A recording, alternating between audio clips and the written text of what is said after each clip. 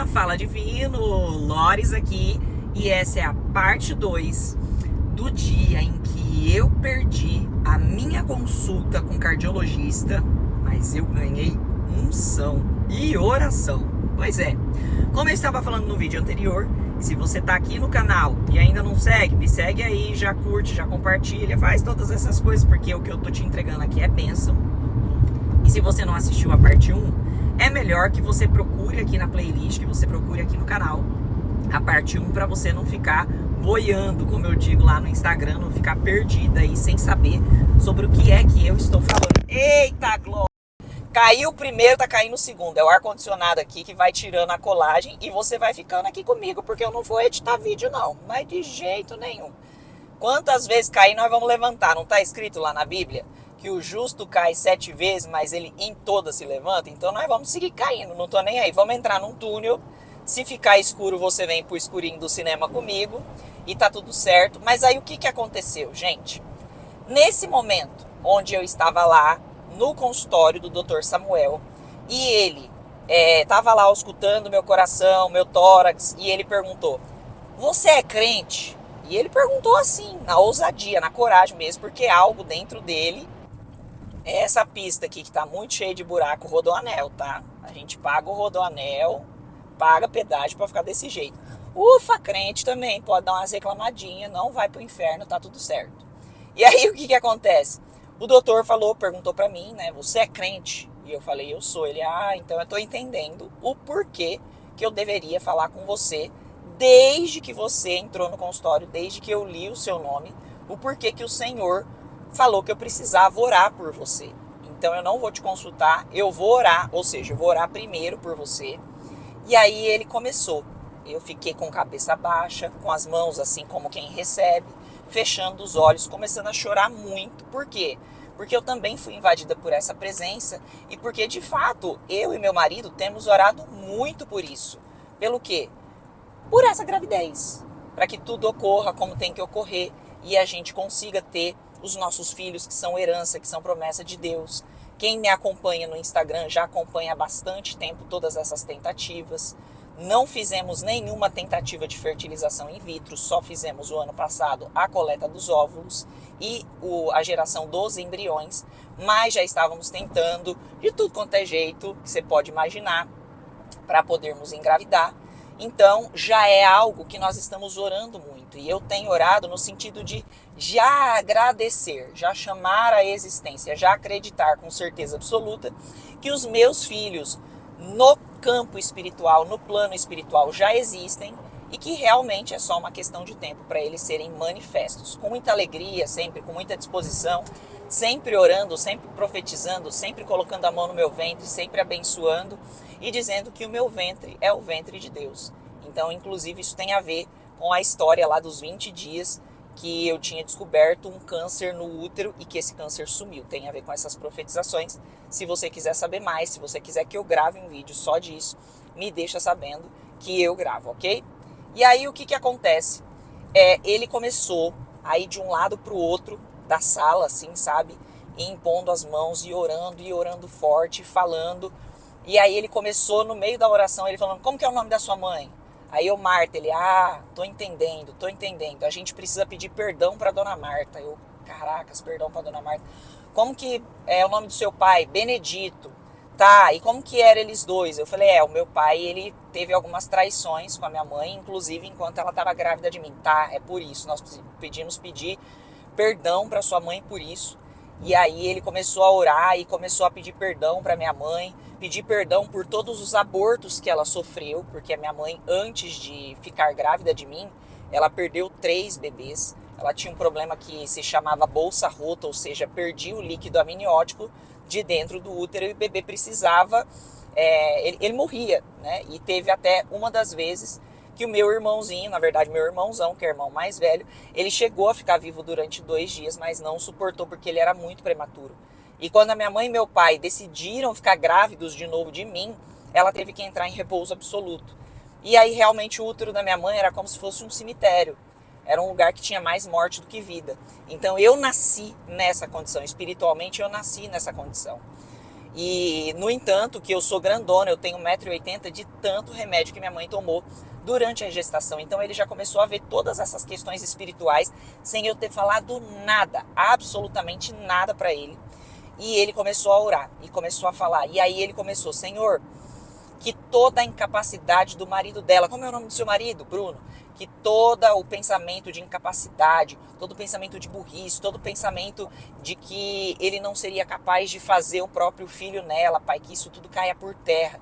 E o Bruno tem um trauma que ele precisa trabalhar até hoje com relação à incapacidade, com questão de ter sido muito chamado de burro na infância, até por parte do pai. Então é algo que até hoje o Bruno precisa trabalhar para que realmente ele vá se desenvolvendo, e ele conseguiu muito trabalhar isso no pai espiritual, no próprio Deus, quando ele se converteu.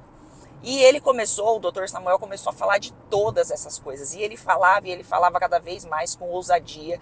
Pai, vai mudando a condição da glândula pineal, da glândula pituitária. Vai mudando, Senhor, a hipófise. Vai mudando todas as células.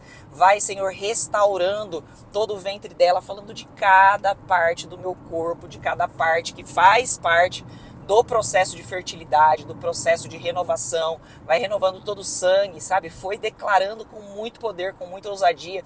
E naquilo eu percebi, em primeiro lugar, primeira coisa, como se estivesse desabrochando o meu útero, assim, porque eu sempre senti o meu útero muito preso. Como se realmente, como eu falei no vídeo anterior, tivesse uma mão que estivesse torcendo o meu útero. E quando essa mão não estava torcendo o meu útero, ela estava fechando. É como se ela realmente estivesse fechando.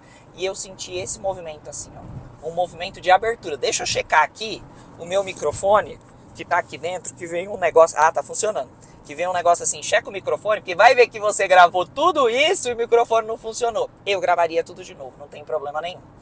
Mas ele foi falando, e em primeiro lugar eu tive essa sensação de que o meu útero, ele tava assim, ó, fazendo esse movimento, de que meu corpo inteiro estava relaxando, de que todas as partes que estavam contraídas começaram a descontrair, e eu estava olhando para baixo, estava sentada na cadeira do paciente, e ele em pé, indo de um lado para o outro, até que daqui de baixo, ó, dessa de baixo, vem um clarão, uma luz, e eu soube que aquilo era um anjo. Quando eu vi esse anjo vindo, que era uma luz, só uma luz, e é como se eu visse o bater de asas, assim, mas como se fosse flashes de luz, um para o lado direito, um para o lado esquerdo, como se ele estivesse aproximando de mim, entrando em mim, esse anjo.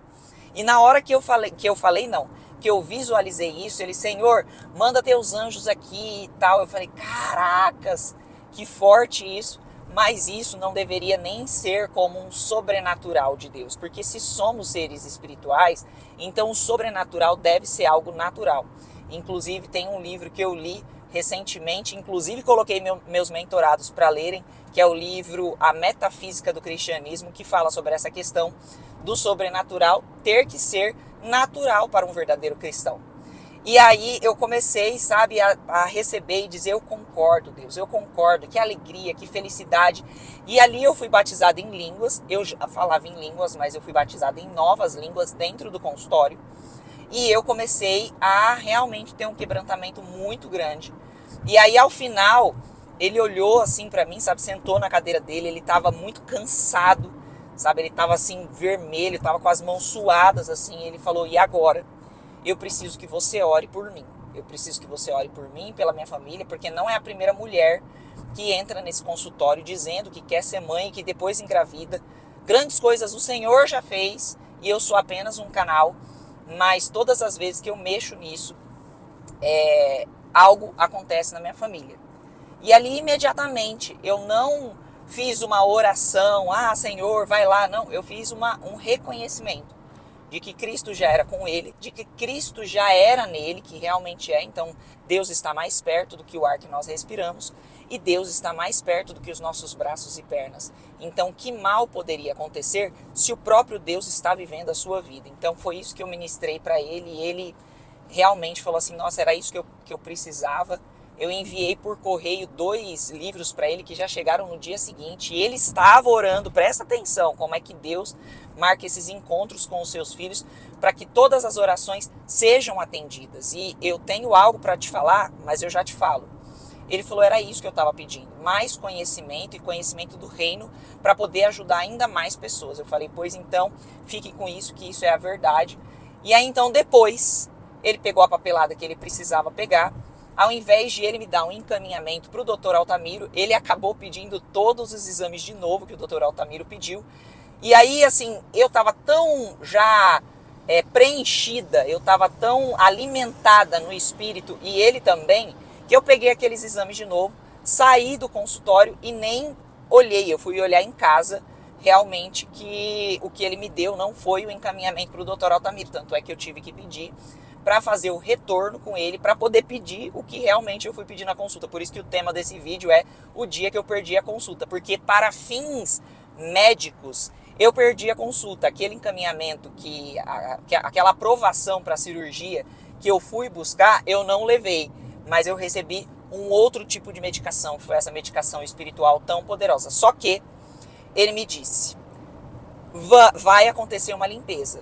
Para isso que nós fizemos aqui, vai acontecer uma limpeza. Então esteja preparada, prepare você e o teu esposo, que vai acontecer uma limpeza. Não fique com medo disso, mas vai precisar acontecer uma limpeza. E na hora eu estava super em paz, eu falei que aconteça. Que aconteça a limpeza que for necessária. Ô glórias, aleluia, cai que o justo levanta, vamos comigo. E aí o que acontece? Rodoanel, o rodoanel que a gente paga, viu? Ó, rodoanel que a gente paga, tá tudo cheio de buraco. Mas vamos, crente, vamos que a gente vai cair, vai levantar. Vamos ver, peraí, vamos lá, fica aqui comigo, não vai embora não, que a melhor parte é a parte que vai chegar ainda. Ó, gente, como vocês podem perceber, rodoanel cheio de buracos. Inclusive, se você trabalha com alguma coisa do rodoanel e tá vendo esse vídeo, ou conhece alguém, dá uma força pra nós, porque chegou num trecho aqui bem sossegado, né?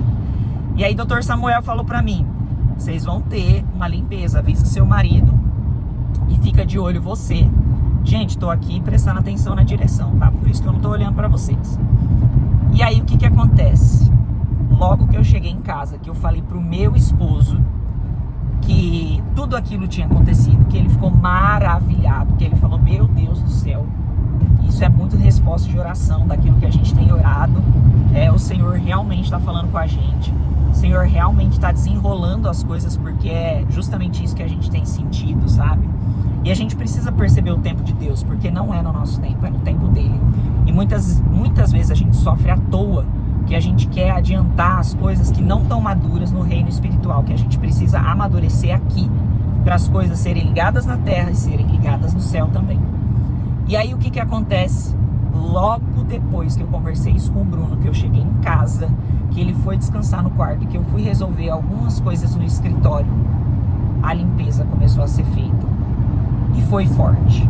E como esse vídeo também já tá ficando muito comprido, a gente vai precisar de uma parte 3 para eu te contar as coisas que aconteceram nessa limpeza, que eu nunca tinha passado na vida, nem no preparo de colonoscopia, nem nada que eu já tinha feito, nem na pior diarreia que eu já tive na minha vida. Eu e o Bruno ao mesmo tempo passamos, mas isso eu preciso te contar no próximo vídeo. Então deixa aqui nos comentários parte 3, para eu saber que vocês estão gostando muito dessa série de vídeos. E já compartilha, comenta aqui, faz esse vídeo chegar a mais pessoas, porque eu creio de alma, eu creio dos meus 5 corpos, que essa série de vídeos aqui vai edificar, vai deixar mais leve a vida de muitas pessoas. Então é isso, comenta a parte 3 aqui, e eu espero ter menos buraco na parte 3 para te contar essa limpeza que aconteceu e o que aconteceu depois disso.